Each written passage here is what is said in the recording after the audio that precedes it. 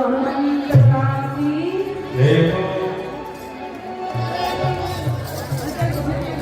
तो हनुमान जी महाराज जब लंका में प्रवेश किया,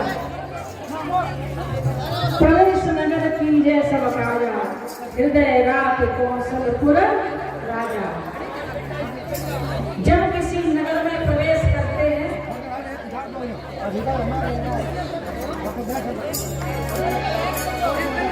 तो इस चौपाई का स्मरण करना चाहिए।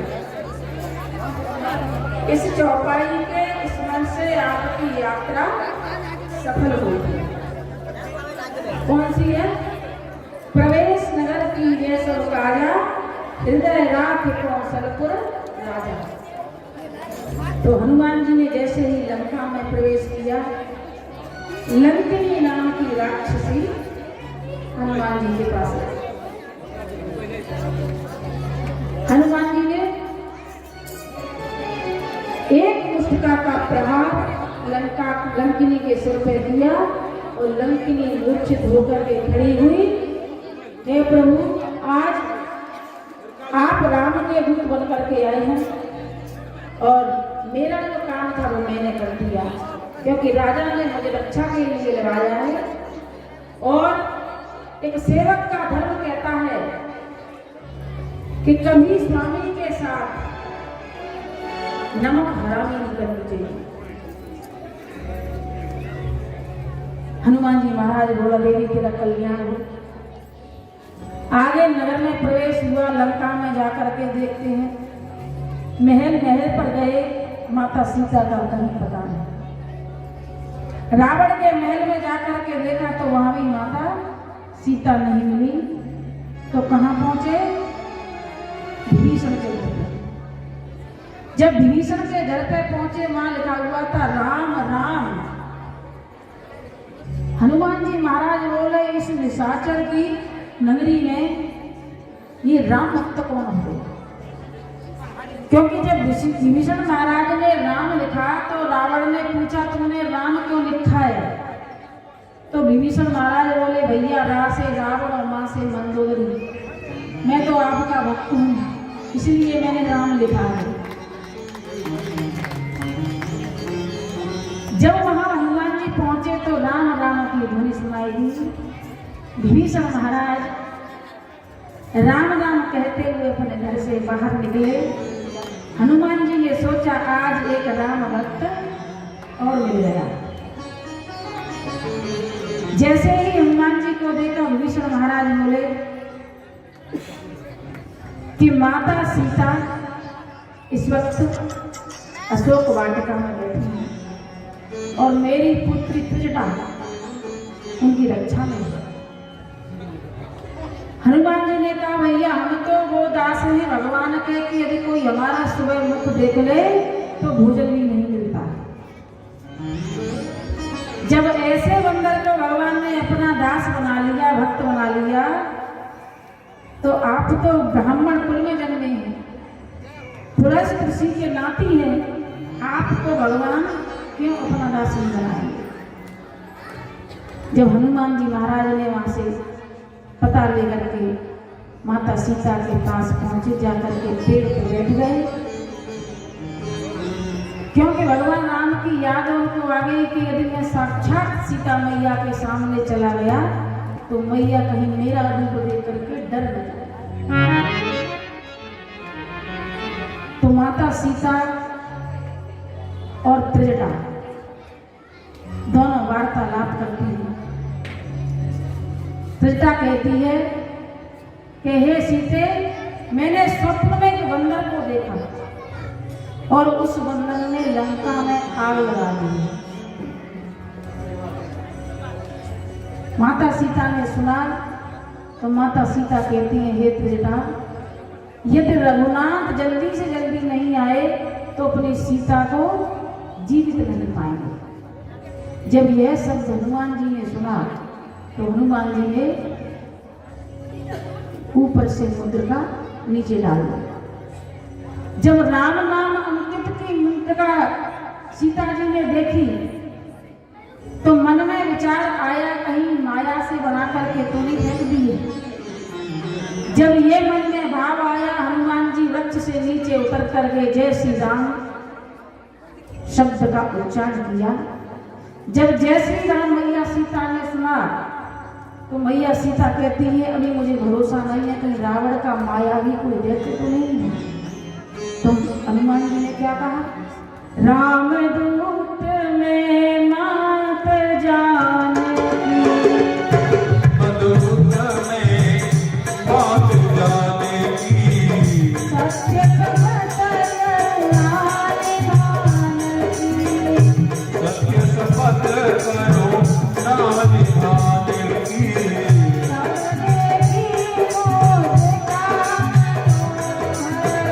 सब देखी मोह का मनोहर, राम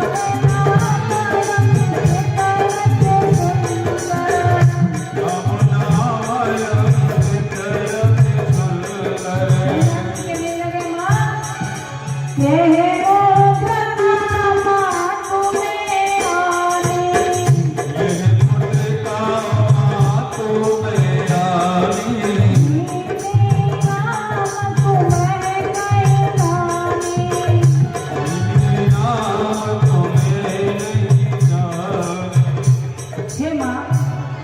भगवान राम ने ये मुद्रा मुझे दी है। तो कल कहा था ना कि आजकल की जो नई बहुएं वो अपने पति का भी प्राइवेट नाम रखती है कि नहीं? किसने रखा है अपने पति का प्राइवेट नाम जो किसी को पता नहीं है? हाथ ऊपर करें। शर्माने वाली कौन सी बात है? मैया सीता ने रखा। तो मैया सीता ने अपने पति का क्या नाम रखा? करुणा निधान। तो माता सीता जब करुणा निधान सुनती हैं तब उनको भरोसा हुआ अब भरोसा मोहे मां हनुमंता, अब मुझे भरोसा हो गया कि तुम राम के ही दूत हो। जब यह बात सुनी तो मैया ने कहा, हे हनुमान, यदि राघव 1 मास के अंदर लौट करके नहीं आए, मुझे लेकर के नहीं गए, तो सीता को फिर जीवित नहीं पाएंगे। तो हनुमान जी महाराज कहते हैं, मैया पहले मैं थोड़ा पेट पूजन कर लूं, मुझे बहुत भूख लगी है, यदि आप आज्ञा दे दें तो मैं थोड़े से फल खा लूं।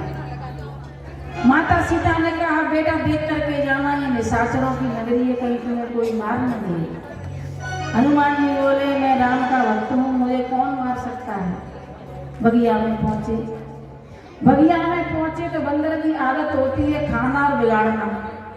तो हनुमान जी आदत के अनुसार खाने लगे और तोड़ करके फेंकने लगे।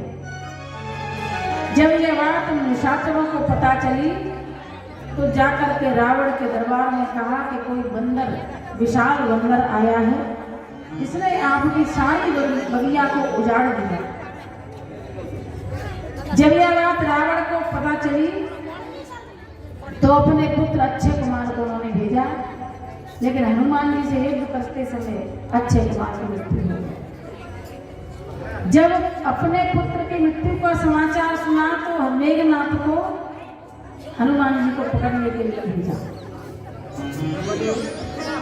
युद्ध होने लगा, लेकिन जैसे ही मेघनाथ ने ब्रह्मपाश का बाण चलाया तो हनुमान जी हाथ जोड़ करके उस बंधन में फंस गए। उस बंधन में फंस गए और जाकर के रावण के दरबार में पहुंचे।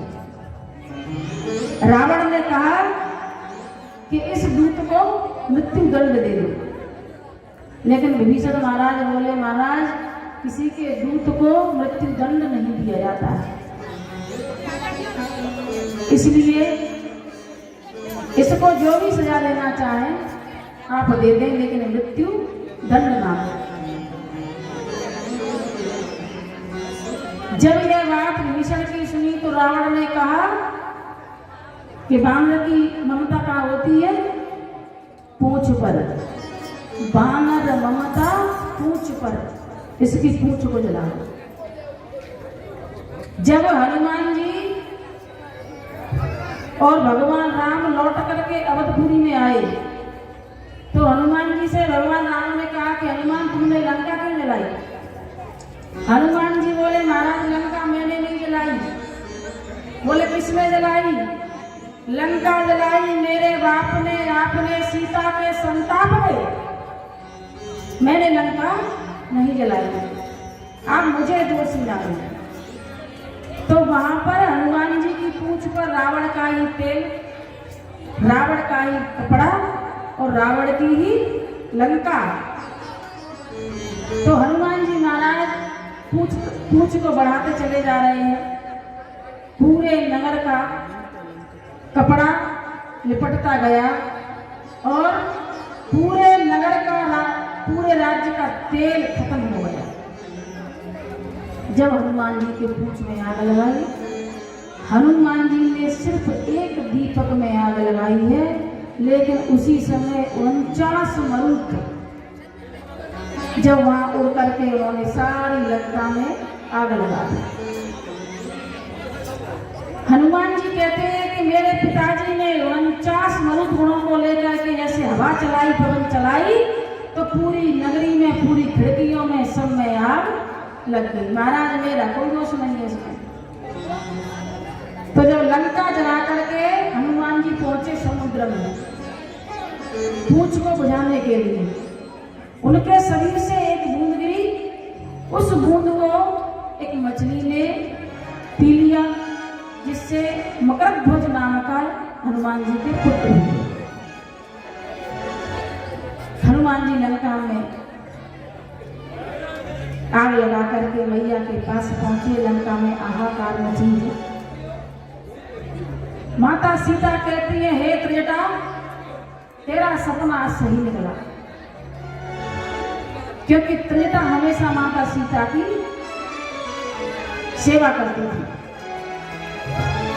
अब हनुमान जी जब चलने लगे तो माता सीता से कहा, मां जिस प्रकार भगवान राम ने निशानी दी थी उसी प्रकार मुझे आप अपनी निशानी दो। तो क्या दी है?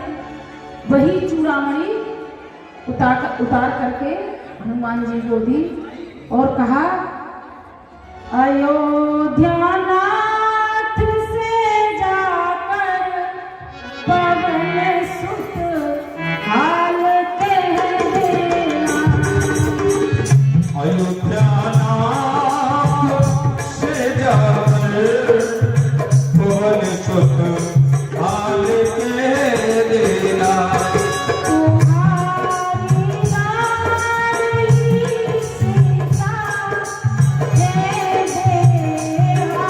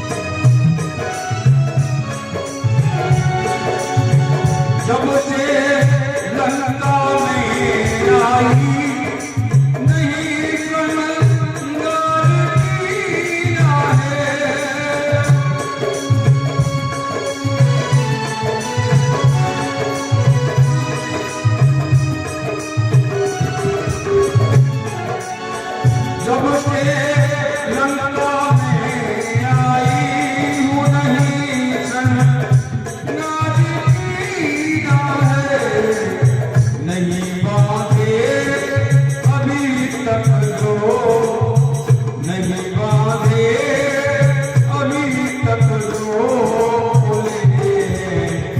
बाल अयोध्या नाथ से जाकर पवन सुत हाल मेरा तुम्हारी लाडली सीता हुई हाल मेरा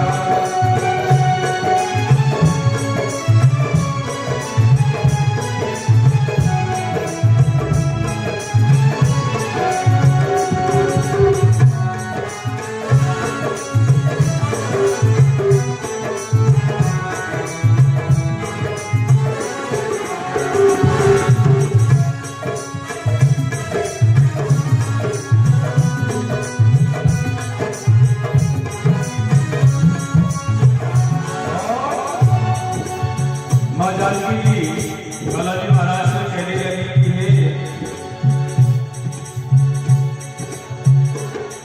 कि यहाँ रावण सदा धमकी हमें दिन रात देता है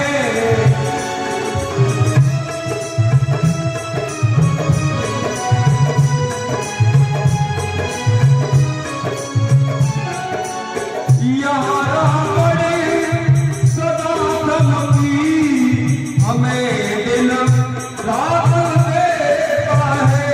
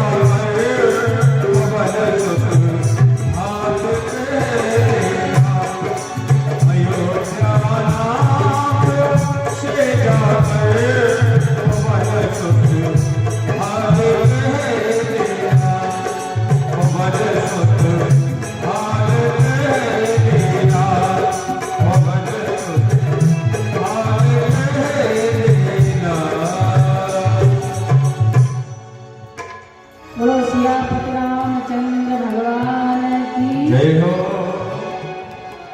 जिसकी समझ में नहीं आया वो भजन उनको बता दो हिंदी में। माता सीता कहती है हनुमान, अयोध्या नाथ से जाकर पवन सुत हाल कह देना, तुम्हारी लाडली सीता है बेहाल कह देना।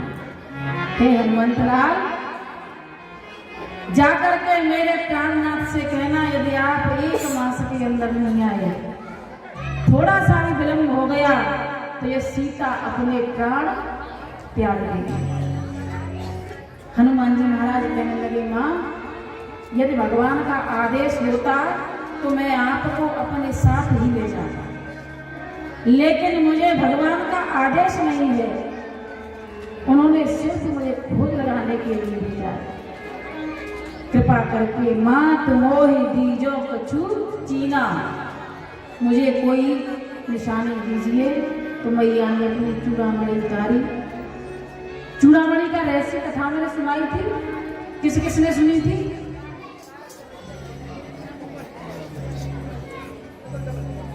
मतलब औरों ने सुनकर के निकाल के फेंक दी।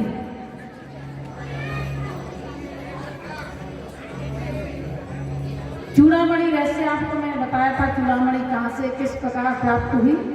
वही चूड़ामणि मैया सीता ने उतार करके हनुमान जी को दी, और हनुमान जी चूड़ामणि लेकर के जय श्री राम कह करके समुद्र को लांग करके जब पहुंचे तो वो बानर,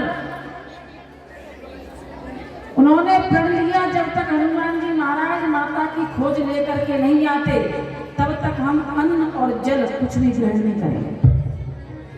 जैसे ही पवन पुत्र को आता हुआ देखा तो बानर खुशी के मारे उछलने लगे, बोले आज हमारे हनुमंतलाल माता जानकी की सुध लेकर के आ गए।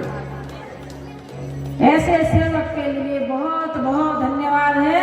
हे मेरे हनुमंतलाल, आप इस कथा में जहां भी विराजमान हो आपको दंडवत प्रणाम है, क्योंकि जहाँ कथा होती है हनुमान जी किसी न किसी रूप में वहां पर कथा सुनने के लिए आते हैं।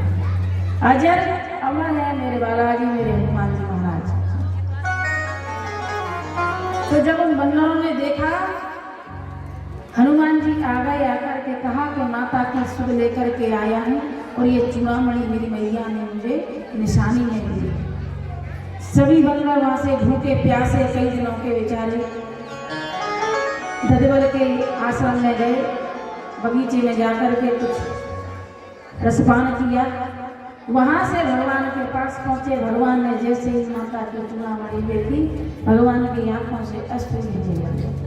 हे जानकी, तुमसे दूर रह करके हमारा हृदय भी प्रसन्न नहीं है। हनुमान जी से पूछा, हनुमान सीता ने और क्या कहा? हनुमान जी कहते हैं माता ने रो रो करके सारी व्यथा सुना दी है। माता ने कहा है कि मेरे स्वामी यदि 1 माह के अंदर नहीं आए तो वो अपने प्राण त्याग देंगे। महाराज यदि आपका आदेश होता तो मैया को मैं अभी का भी ले आता, लेकिन प्रभु की आज्ञा नहीं थी, इसीलिए मैं माता को लेकर के नहीं आया। जब ये चूड़ामणि देखी, चूड़ामणि देख करके भगवान माता सीता की सुध में खो गए। हे जानकी, अब हमें भी आपकी बहुत याद सताती है। तो उन्होंने कहा कि अब क्या किया जाए। जामवंत जी सबसे होशियार, सबसे प्रखंड विद्वान थे। उन्होंने कहा यदि समुद्र पर सेतु बन जाए तो हमारी सेना उस सेतु को पार करके चली जाए। भगवान 3 दिन वहां पूजा अर्चना में बैठे, लेकिन भगवान कहते हैं कि यहाँ रामेश्वरम की स्थापना हुई है। बोलो रामेश्वरम भगवान की जय हो। अगस्त ऋषि ने जिस समुद्र को पी लिया, उस समुद्र के किनारे रामेश्वरम की जब स्थापना हुई तो जामवंत जी ने कहा कि प्रभु, प्रखंड विद्वान के बिना आपकी ये सेवा पूर्ण नहीं मानी जाएगी। तो बोले क्या किया जाए? रावण को बुलाया। तो जामवंत जी रावण को लेने के लिए पहुंचे हैं लंका में, और रावण से कहा, हे रावण, भगवान राम रामेश्वरम की स्थापना कर रहे हैं और आपको पूजन के लिए चलना है। यजमान के यहाँ जो भी पंडित जब पूजा करने के लिए जाता है और उसे पता हो कि पूजा की सामग्री शायद यजमान के घर हो न हो, इसलिए अपने झोले में कुछ सामान रख के ले जाता है, थैले में। कलावा हो, चंदन हो, रोली हो, जो यजमान के यहाँ कम पड़ जाए तो पंडित जी साथ में लेकर के चलते थे। रावण को पता था कि भगवान राम वनवासी हैं और पत्नी के बिना इनका यज्ञ पूरा नहीं होगा, तो जाकर के अपने पुष्पक विमान में कुछ हवन सामग्री रखवाई। माता सीता के पास जाकर के बोले, आप सुबह प्रातः काल में स्नान करके पुष्पक विमान में बैठ करके हमारे साथ अपने पति के लिए पूजा करने के लिए जाना है। तो रावण ने माता को पुष्पक विमान में बिठा करके, रामेश्वरम की जब स्थापना हुई है तो माता सीता राम का गठबंधन होकर के रामेश्वरम की स्थापना हुई और यज्ञ पूर्ण करवाया।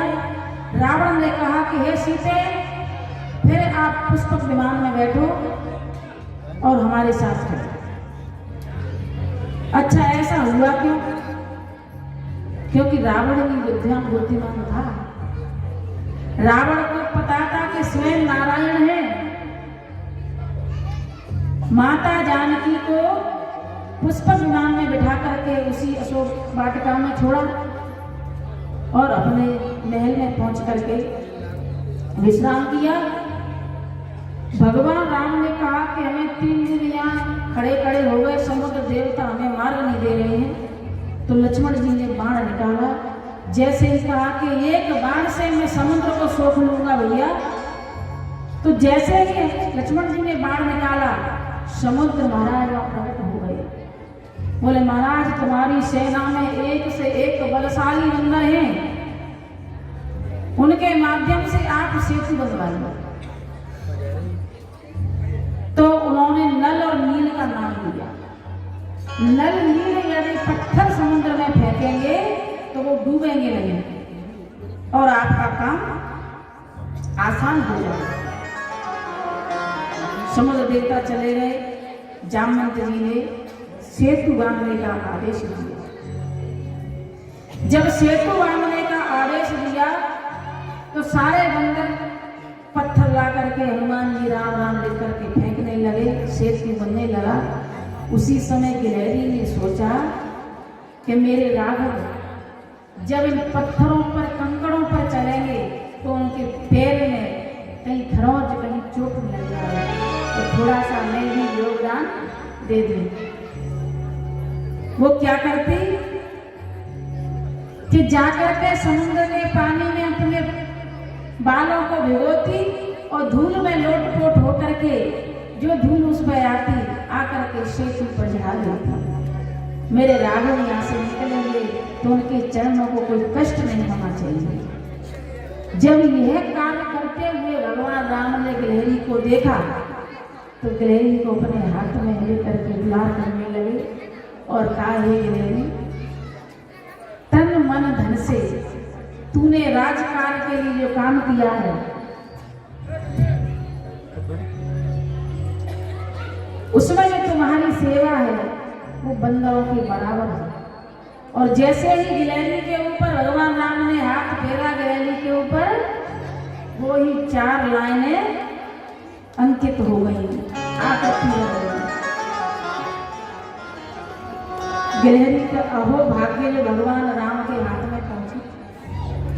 हनुमान जी पत्थर उठा करके ला रहे थे, उसमें गोवर्धन पत्थर था।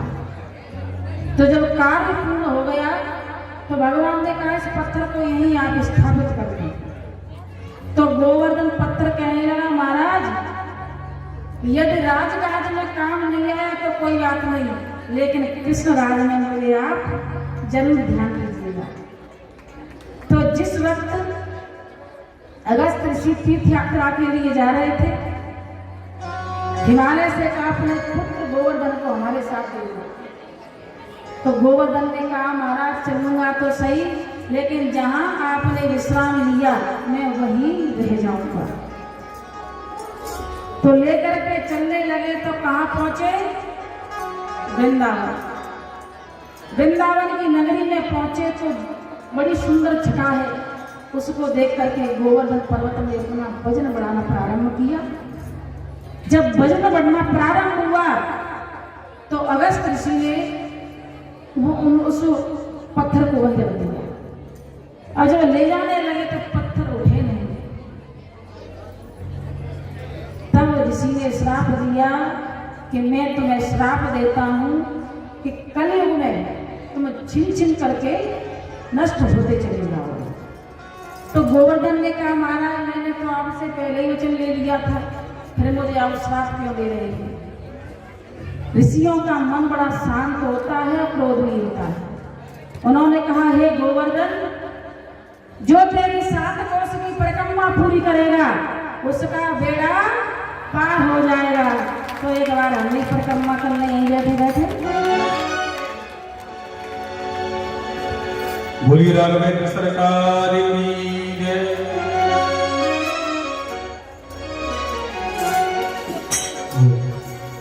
होरी मेरे सर पे रख दो बाबा अपने ये दोनों हाथ। अच्छा कितने भक्त हैं जो अपने सर पे दोनों हाथ चाहते हैं, प्रभु के दोनों हाथ चाहते हैं, तो हाथ उठा करके साथ साथ ताली का सहयोग करना पड़ेगा। आइए बड़े भाग के साथ। और मेरे सिर पे रख दो बाबा अपने ये दोनों हाथ, और देना है तो दीजिए जन्म जन्म का साथ, और देना है तो दीजिए जन्म जन्म का साथ। मेरे सिर पे रख दो भगवान, मेरे सिर पे रख दो भगवान अपने ये दोनों हाथ, और देना है तो दीजिए जन्म जन्म का साथ, देना है तो दीजिए जन्म जन्म का साथ।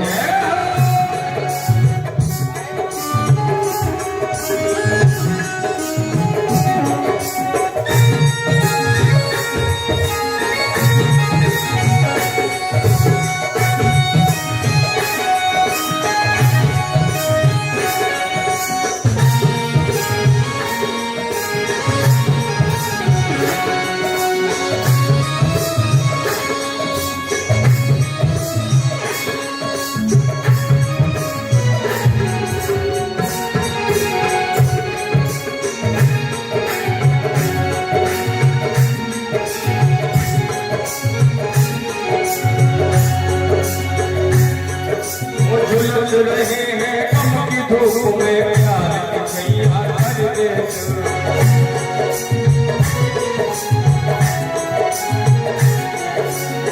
झुलस रहे हैं गम की धूप में प्यार की छैया कर दे।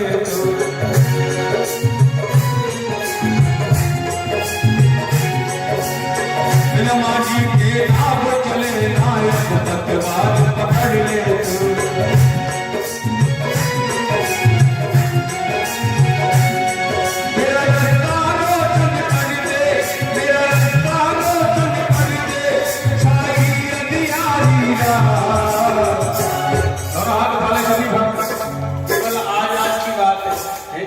कल से आपसे कोई नहीं कहेगा कि ताली बजाओ और भगवान की सभा में नृत्य करो।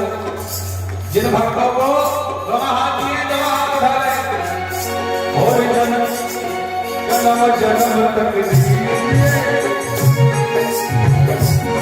मेरे सिर पे रख दो भगवान, मेरे सिर पे रख दो भगवान अपने दोनों हाथ, देना है तो दीजिए जन्म जन्म का साथ, देना हो तो दीजिए जन्म जन्म का साथ।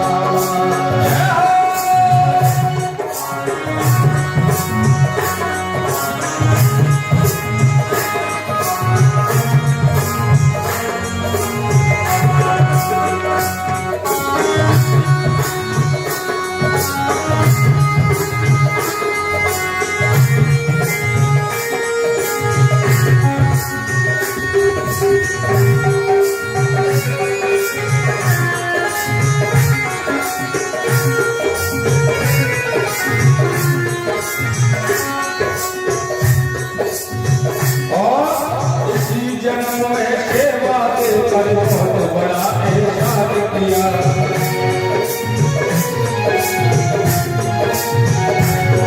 ओ इसी जन्म में सेवा देकर बहुत बड़ा एहसान किया।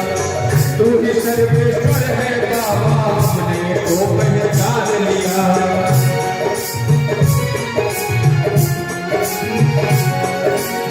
तू ही सर्वेश्वर है भगवान, हमने तो पहचान लिया।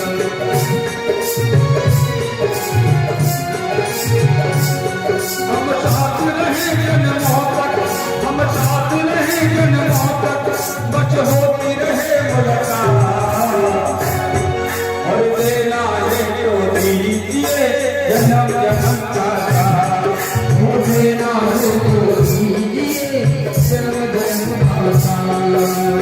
सिर पे रख दो भगवान, मेरे सिर पे रख दो भगवान, अपने ये दोनों हाथ। देना है तो दीजिए जन्म जन्म का साथ। वो देना है तो दीजिए जन्म जन्म का साथ। जय हो।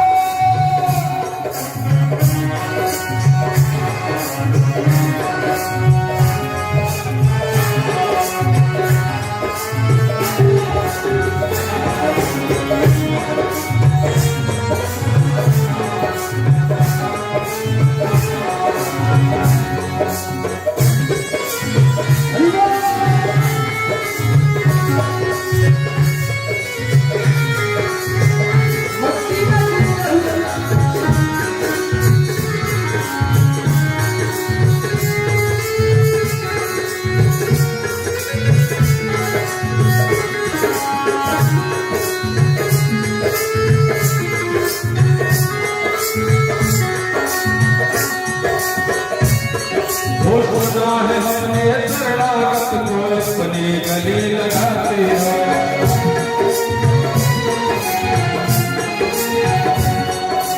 सुना है हमने शरणागत को अपने गले लगाते हो।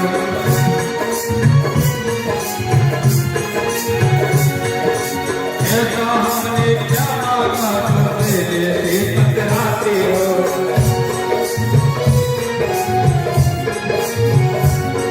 ओ ऐसा हमने क्या मांगा देने से टकराते हो।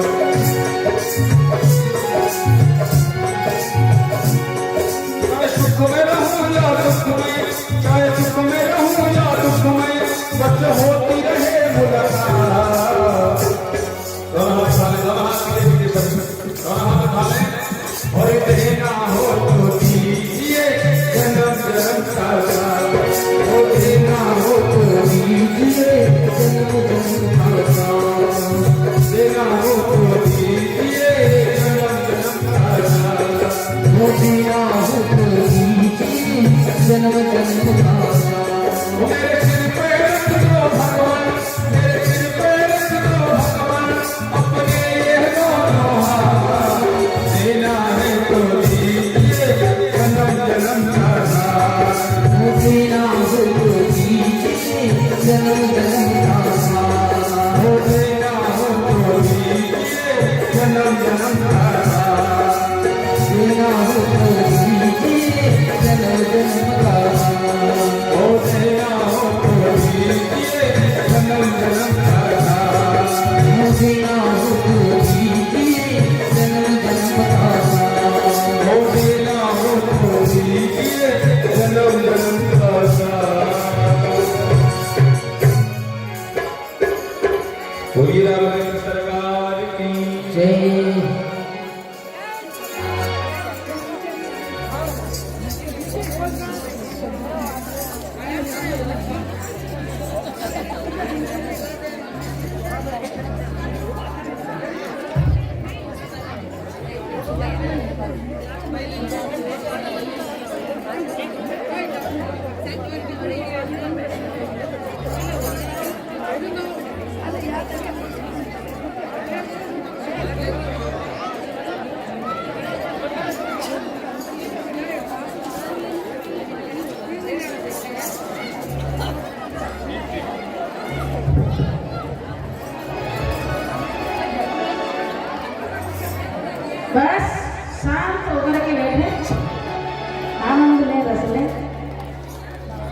कथा के विश्राम होने से पहले फूलों की होली करेंगे और मेरा भैरवानी बंद रसिया होली है।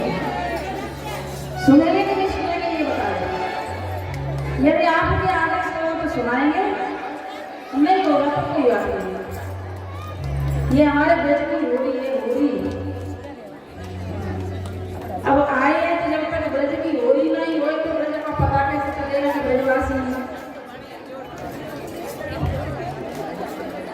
तो वही गोवर्धन भगवान कृष्ण के समय अपनी उंगली पर उठा करके भगवान ने अपना नाम लिया गोवर्धन धारी। अब भगवान ने सेतु वाला प्रारंभ करवाया।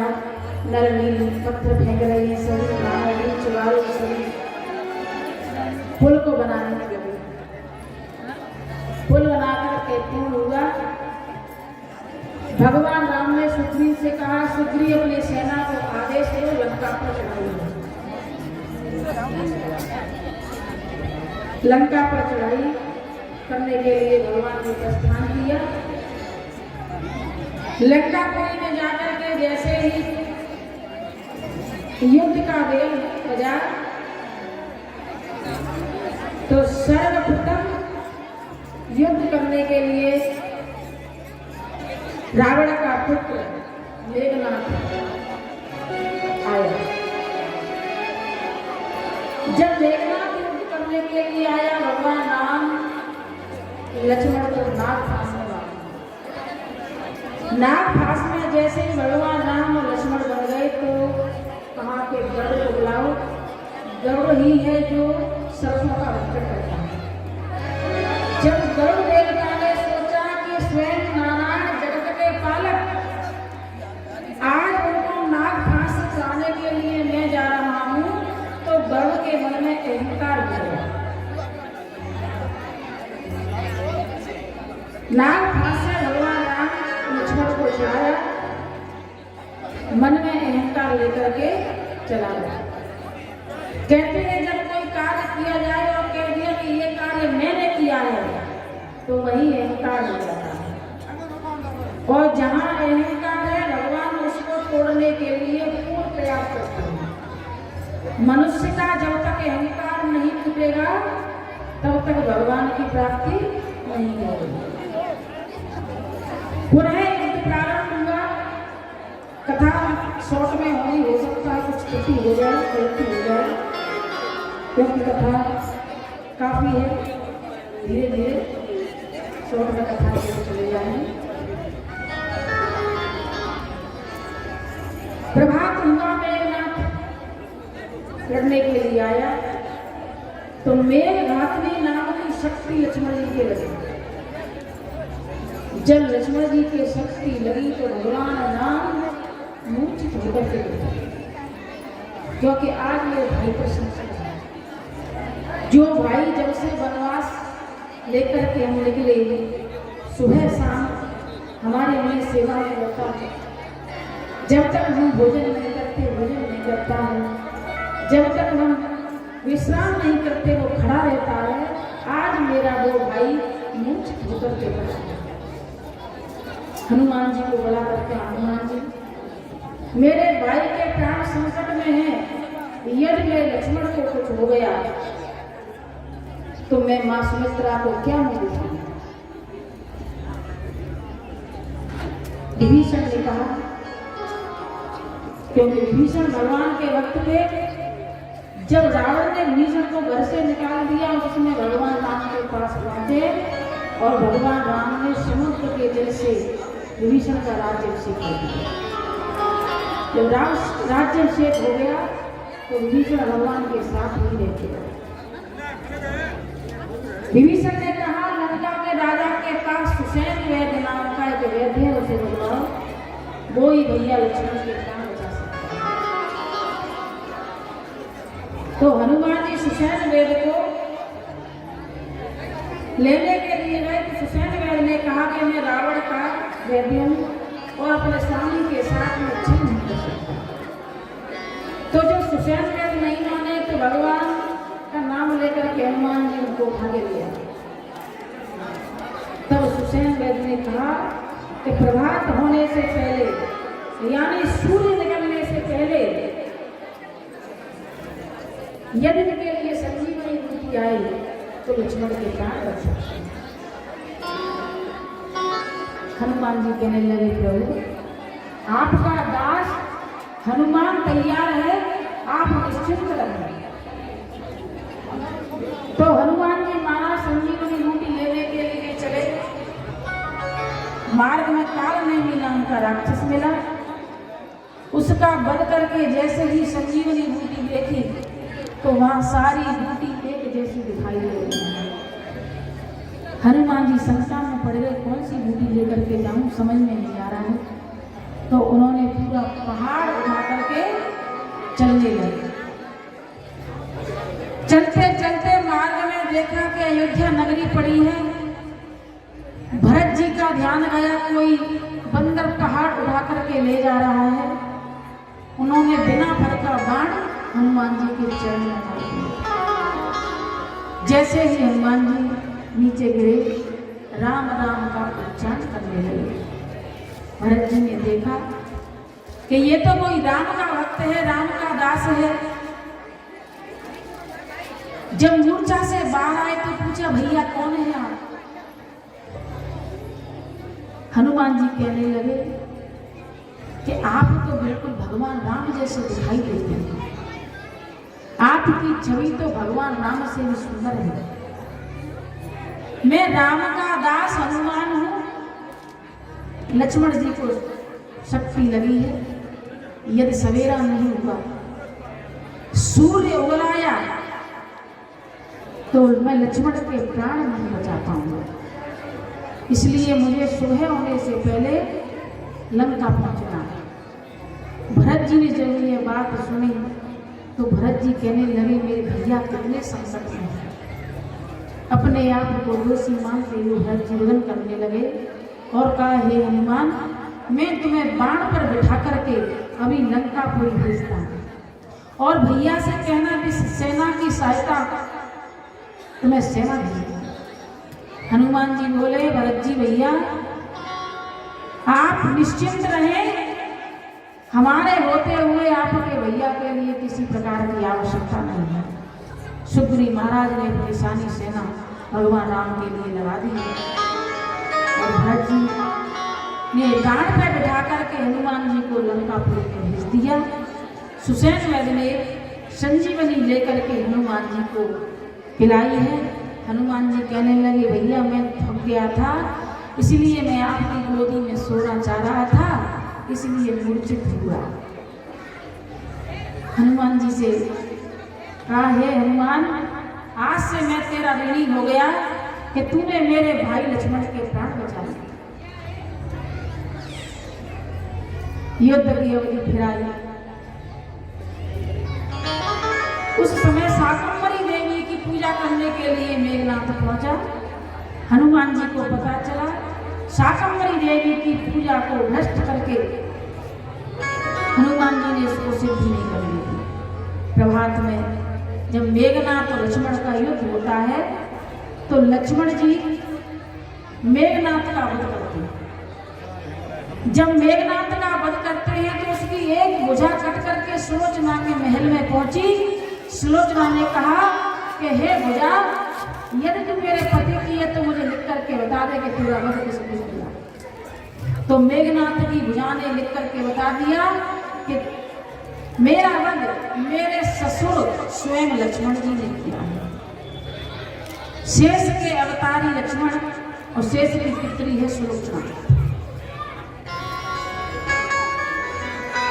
राम के पास पहुंची, रावण के पास पहुंची, पिताजी मुझे रामादल में जाना है।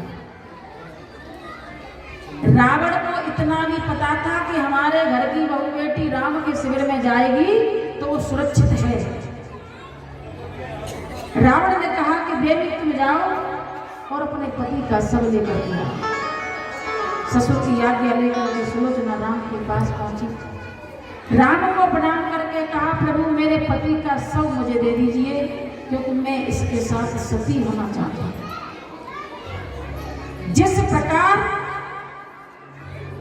लक्ष्मण की पत्नी उर्मिला सती है, उसी प्रकार यहाँ मेघनाथ की पत्नी सुलोचना भी सती है। फर्क इतना है कि मेघनाथ ने अधर्म का साथ दिया और लक्ष्मण ने धर्म का साथ दिया, इसलिए लक्ष्मण की पत्नी की जीत हुई। सुलोचना कहती है, स्वामी कमी मेरी शक्ति में नहीं थी, भक्ति में नहीं थी, कमी थी मेरे पति में, जिन्होंने कभी राम का साथ नहीं दिया, कभी धर्म का साथ नहीं दिया। उर्मिला के पति ने हमेशा धर्म का साथ दिया, इसलिए आज उर्मिला जीत गई और मैं हार गई। अपने पति को ला करके सुलोचना सती हो गई। रावण ने देखा कि मेरे अनन्य पुत्र मारे गए, सबसे सर्वश्रेष्ठ बलवान इंद्र को जीतने वाला इंद्रजीत मेघनाथ ही मारा गया। उसने जाकर के कुंभकर्ण को जलवाया। जब कुंभकर्ण को जलाने के लिए सेना भेजी तो खूब बड़े बड़े पतीले मंगवाए, उनमें अच्छा अच्छा मिष्ठान भरवाया, ढोल नगाड़े बजाए, तब कहीं जाकर के कुंभकर्ण की नींद खुली।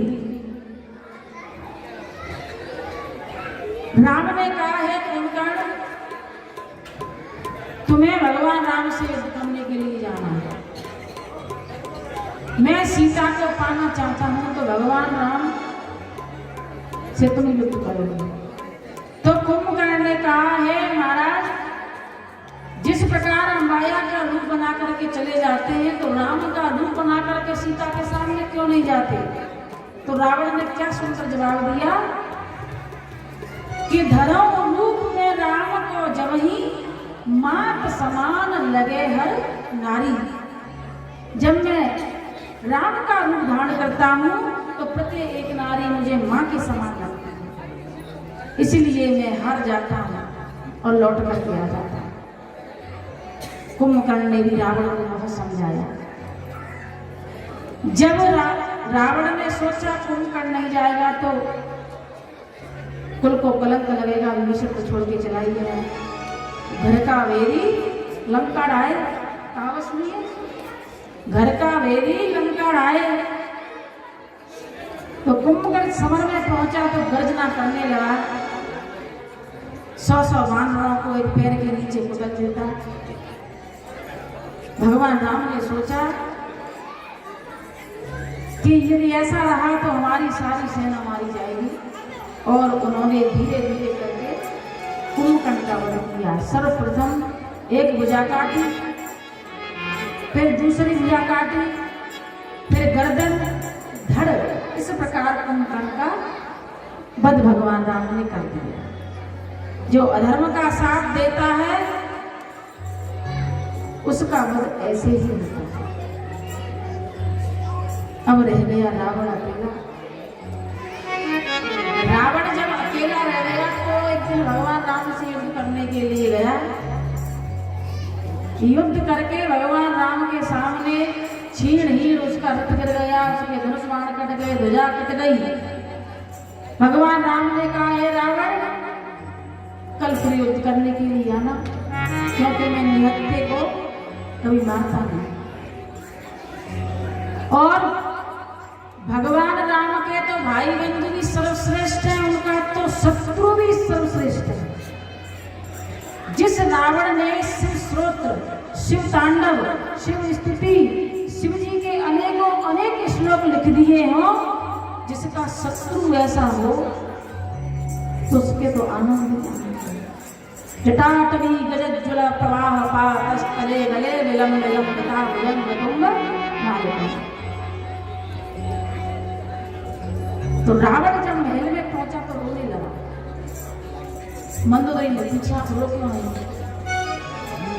बोले, रोना इसलिए आ रहा है कि मैं राम की छवि को जब देखता हूँ और मेरे बाणों से जब उनके घाव होते हैं तो मुझे देखा नहीं जाता। इतना सुंदर सुकोमल शरीर है मेरे राम का, मेरे शत्रु का।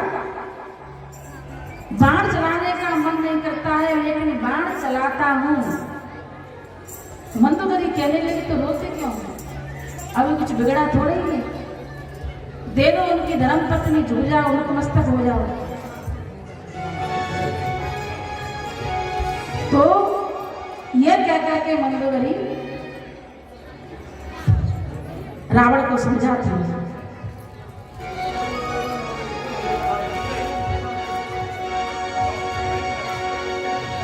बोली राघवेंद्र सरकार की जय।